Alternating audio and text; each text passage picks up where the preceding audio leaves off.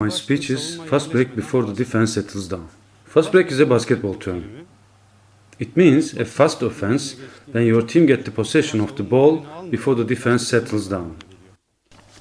The finest fast break is the one you make after the rival makes the basket. The rival doesn't even have the chance to cheer up. You make the basket, compensate the mistake, break the resistance of the defense, break the spell, break something. Speaking of break, it evokes two meanings to me.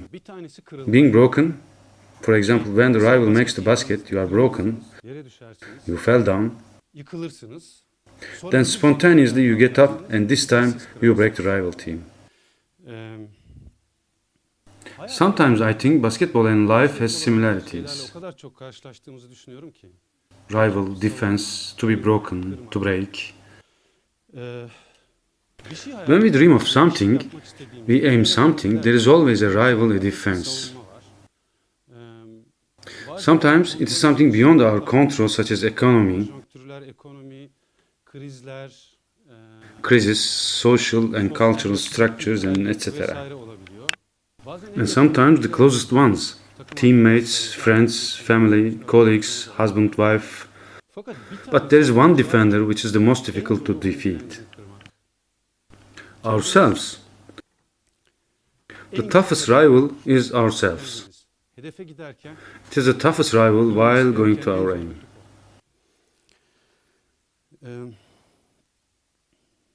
I started playing basketball for Galatasaray. At 1978, I represented my country in the junior national team in European Cup. A great honor. National team coach gave a very positive report about me, and Galatasaray authorities, who already knew me, decided to upgrade me to professional team. I was promoted to the professional team of Galatasaray, and I was dating the most beautiful and smartest girl of the entire high school. What else could a 17-year-old boy wish for? I started the trainings, working like a dog. One night, as I returned home, I was extremely tired. I could literally not even raise my arm, high fever, vomiting all night. Next morning, I went to see a doctor and viral hepatitis B was diagnosed. What meant no basketball for 6 months. I could not walk fast, let alone play basketball. Shattered dreams, reality may be different. It is not that easy. I went back to Ankara, to my family, bed rest. After the recovery, back to Istanbul after 2 months. I had missed the Bengali smell of the locker rooms. I missed my teammates. I spoke to my coach. He said, nothing to do, you're gonna rest. In the meantime, you can practice free throws and shoot one hand with a minimum effort. Well, good idea. I could do that. After that day, in every break, every time I could, with a junior from the high school, we called them young brothers, I shot the ball to the basket. As February came, I was back on the basketball court. Started the practices. I was in a very bad condition physically, and there was the national championship of juniors in 3 months. I worked harder than anyone else for 3 months. In May, when the championship started, I was physically in good condition, but something was different. I was turned to be a shooting machine. With 33 points per game average, best player, best guard, most valuable player, I grabbed all the prizes. Our team played the final. It was fabulous. Last year at the ICF conference, a lady, a high executive, was telling her own coaching experience. Whenever she faces a crisis, her coach asks her, okay, this is a big problem, this is a crisis, but what is the hidden gift in it? Where is the opportunity? My viral hepatitis B crisis, where I thought my basketball career was finished, the opportunity for me was becoming a shooting machine during all my basketball life. Being second captain of Galatasaray team, winning 2 championships in a row, and a President Cup. 25 years after all that happened, Aytek Gürkan, one of the legendary basketball players and a role model of my time, told me, "You little skinny boy, how great shooter you were, and we couldn't defend you." Yes, big brother, I had the chance to get hepatitis B. That was my gift. Basketball is game of rise and fall. Sometimes you get sick or injured and fall and rise in 6 months. Sometimes you lose the game and next morning you need to rise because you will have another game in 1 week. And during the game you fall 100 times and rise 100 times. One team gets the possession of the ball roughly 100 times. When the rival makes the basket, your team loses the ball, you fall. Then you rise. If you play as playmaker, now they call it number 1 or number 2. We used to call playmaker and off guard. I used to play number 1 or number 2 position. If you are in a playmaker position, your life in a game is as follows. When the rival makes the basket, you only have a couple of milliseconds to mourn and analyze it. Milliseconds, I'm saying. I'm not misspelling. While the ball is falling through your basket, you start thinking. Left brain generates. How many points we are ahead or behind? How many seconds left? How many minutes? We should play fast or slow? Go for 2 points or 3 points? Who else than me now is in the play with me in my team? Are there any foul players in the rival team and can we play on him? What kind of play? And meanwhile, coach says something and your right brain sends you something. An intuition. You never know how it comes, but it comes. And you take a decision. It's still not enough. You take the decision in 3 seconds. Then you have to communicate your decision with the team. You call the game. 3, 1, 5, fist, head, whatever. You have to do that in 3-4 seconds as well. Sometimes you call game 1, but a teammate is at the wrong place. You direct him. Not this side, other side is still not enough.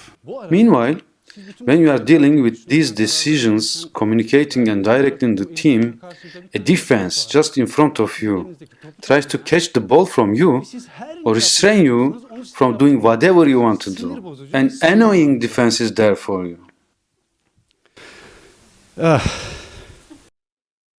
When my basketball career ended and I started corporate life and was a top executive, for instance, as the CEO of AFM Cinemas, I faced no such defense. Imagine I'm in my office and take a decision and want to tell to a colleague. I open the door and face Muzaffer,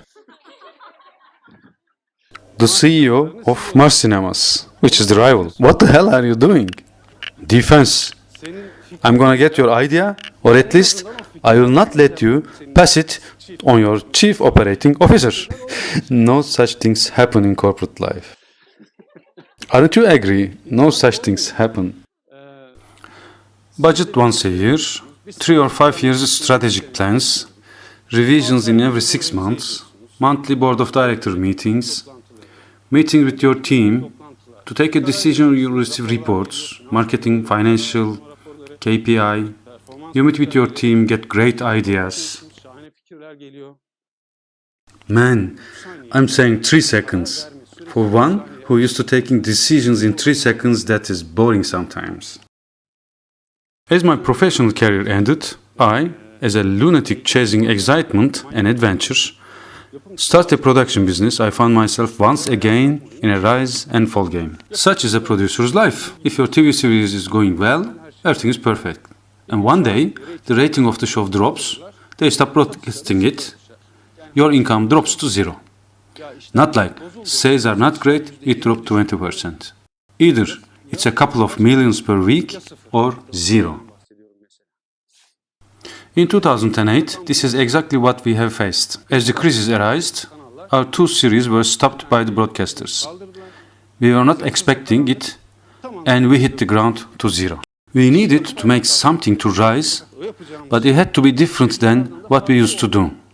Actually, it is what everyone is looking for. Low budget, but very stunning. How is that possible? We found it. We found that low budget and stunning thing.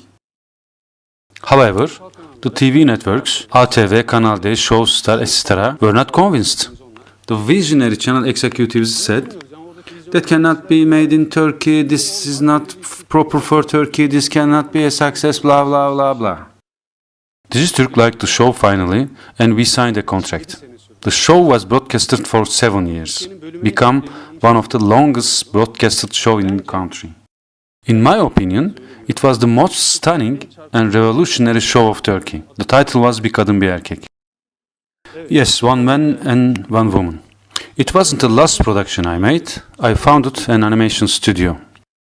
With the dream of producing animation films here in this country and showing them to all the children of the world. That is possible, because children don't have prejudice like us. They don't care about religion, language, race, and other kind of silly things. We spend a lot of money, time, energy, and could make a very good animation series. TRT, the public channel, commissioned the show, giving 3 years guarantee. Everything is fine. TRT expect us to develop another show.